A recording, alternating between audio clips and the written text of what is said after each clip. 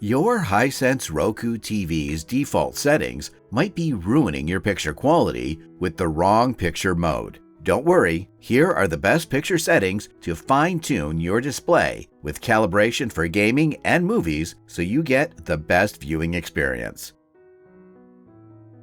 Before you start, open any colorful content, maybe a photo, a YouTube video, or anything with vibrant visuals so you can clearly notice the difference before and after the changes. Now, grab your remote and press the star button to open the settings panel. From here, go to Picture Settings. Head into Display Brightness first. You'll usually see options like Normal, Bright, and Brighter. Set it to Brighter. This makes the picture look more vivid and punchy, especially if you're in a well-lit room or watching during the day. Now go to Picture Mode. It's usually set to Low Power, which can make the screen look a bit dull. Switch it to Movie Mode. It's the best preset for accurate colors, balanced contrast, and cleaner, more cinematic picture.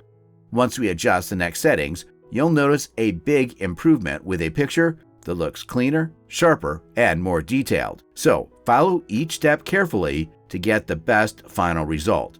When you're done here, go back to Customize Picture Settings. This is where you fine-tune everything and really start seeing the difference in the picture.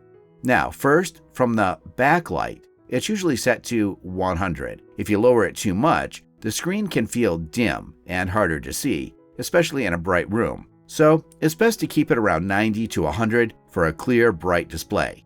Next, brightness. Keeping it around 50 helps you get proper shadow detail, not too dark and not washed out. You can adjust it slightly depending on your room lighting.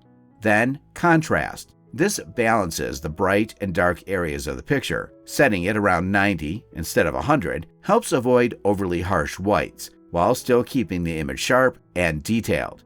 Now, sharpness. You'll notice this one right away. It's usually set around 50. Set it down to 0 for a more natural look. Anything higher can make the picture look overly sharp and a bit unnatural. Next is color. Keeping it somewhere around 45 to 50 usually looks best.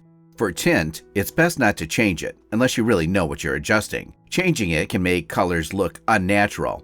Once you're done here, move into Expert Settings.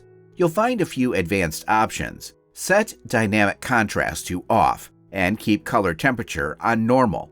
If you're using a console, turn on game mode. This helps reduce input lag so your games feel much smoother and more responsive.